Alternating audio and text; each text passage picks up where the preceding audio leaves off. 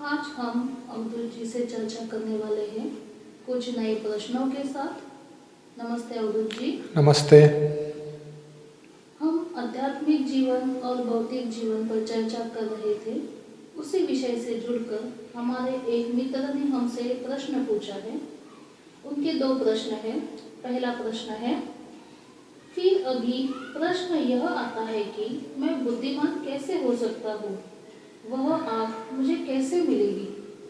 आपका प्रश्न मुझे ऐसा लग रहा है कि आप पूछ रहे हैं कि यह जो विराट अस्तित्व, जैसे मैंने कहा आपको, बुद्धिमान व्यक्ति देख लेता है और फिर उसमें से सार को रख लेता है, असार को छोड़ देता है। वह अपने आँख से देख लेता है कि क्या चल रहा है, कुछ तो है।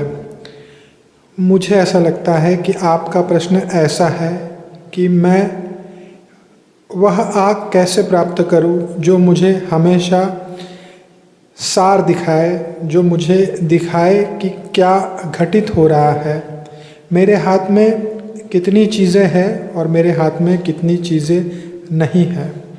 सजगता जैसे जैसे बढ़ती है, जैसे जैसे, अभी हम सजगता किसको कहेंगे?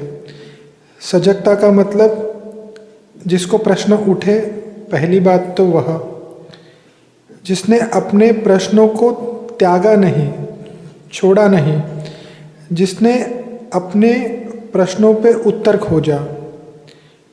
दिन भर में हमें बहुत प्रश्न उठते हैं, हमें यह पसंद नहीं आता, वह पसंद नहीं आता, हमें कुछ अलग तरीके से जीना है, हमें उत्तर चाहिए, लेकिन हम उसे पूरे मन से देख नहीं पाते। मुझे लगता है आप पूछ रहे हैं कि मैं कैसे उस आँख को पालूं, कैसे बुद्धिमान हो जाऊं कि मुझे वह ही दिखाई दे, सार। आपको जो भी प्रश्न उठे, उत्तर ढूंढिए, पहली बात। दूसरी बात, आप जब प्रश्नों के उत्तर ढूंढेंगे तो उस प्रोसेस में आप और सजग होते जाएंगे। आपका जो वर्तमान है वह आपका भविष्य बन जाएगा। धीरे धीरे धीरे धीरे धीरे धीरे मित्र, मन का कारोबार बहुत बड़ा है, लेकिन यह ऐसा ही है। बुद्धिमान व्यक्ति सार असार को अलग अलग कर देगा और यह आँख आपको प्राप्त हुई है, मुझे ऐसा लगता है। इसीलिए आपने यह प्रश्न पूछा, अन्यथा मैं बुद्धिमान कैसे हो सकता हूँ, यह प्रश्न बहुत कम लोग पूछते हैं। आपने यह प्रश्न पूछा, वही दिखाता है कि अहंकार मिट रहा है और साक्षी भाव का उदय हो रहा है। धीरे धीरे धीरे धीरे जागृति आपकी बढ़ रही है। बेहद सुंदर प्रश्न था हमारे मित्र का। अब्दुल जी, मैं आपसे पूछना चाहती हूँ, बुद्धिमान की व्याख्या क्या है? मुझे ऐसा लगता है बुद्धिमान व्यक्ति हृदय से जीता है। अभी यह ऐसा लगेगा कि बुद्धिमान व्यक्ति तर्क करेगा, प्रश्नों में उलझाएगा, उलझ जाएगा, लेकिन मेरा मानना कुछ अलग है। मुझे लगता है बुद्धि प्रश्न उठाएगी, उत्तर कहाँ से मिलेगा? मुझे ऐसा लगता है बुद्धिमान व्यक्ति हृदय से जीता है। हृदय उसकी आँख है। मैंने यह हमेशा एक्सपीरियंस किया है कि हृदय से प्रश्न उठता है, भाव से। जो भी गहनतम है वह हृदय से उठता है। जो व्यक्ति मन से जिएगा वह हृदय तक नहीं पहुँचेगा। बुद्धिमान का अर्थ मुझे ऐसा लगता है जो संवेदनशील है, जिसको भावनाएं पकड़ में आती है, जो देखता है कि क्या घटित हो रहा है, मेरे आसपास क्या घटित हो रहा है, वह अपनी आँखों से देखता है और फिर प्रश्न उठाता है। जैसे आपने पूछा कि बुद्धिमान व्यक्ति की व्याख्या क्या है। मैं मेरा उत्तर दूंगा आपको। बुद्धिमान व्यक्ति बहुत संवेदनशील होगा। बुद्धिमान व्यक्ति के पास बहुत सारे प्रश्न होंगे। बुद्धिमान व्यक्ति मुश्किल में भी होगा अगर वह ध्यानी नहीं है तो पहली स्टेज में। लेकिन बुद्धिमान व्यक्ति धीरे धीरे सजगता की ओर अगर बढ़ता है तो वह योगी हो जाएगा, ध्यानी हो जाएगा।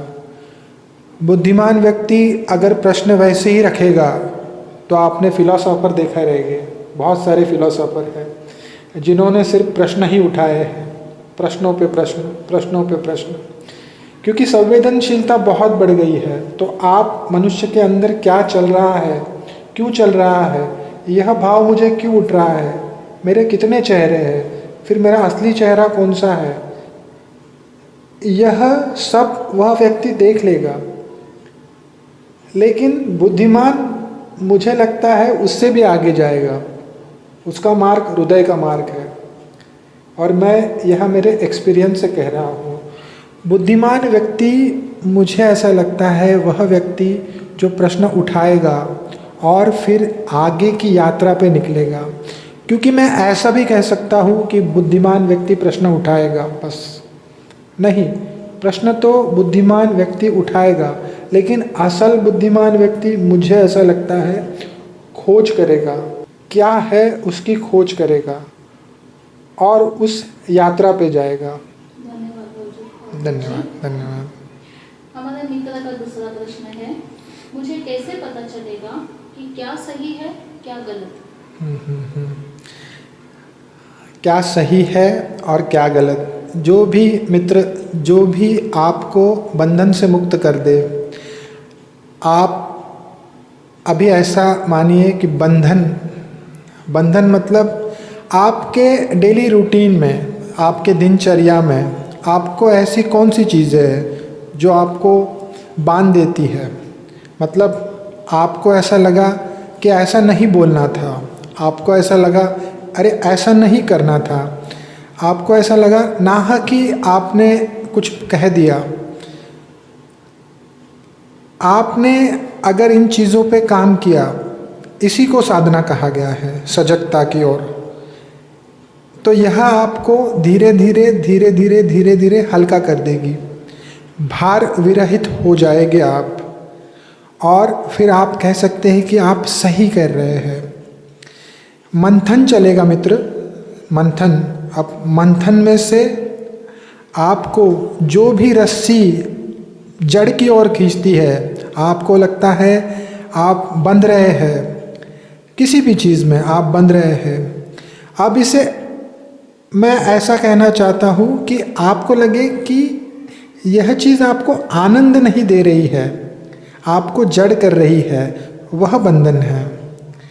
अगर आपको लगे कि यह चीज़ आपको भार विरहित कर रही है, आपको अच्छा लग रहा है, आपको किसी ने कुछ कह दिया, किसी ने कुछ बोल दिया, आपको उस क्षण में गुस्सा आ गया, लेकिन अचानक से अंदर से आवाज़ आई नहीं, आपको ऐसा नहीं करना है।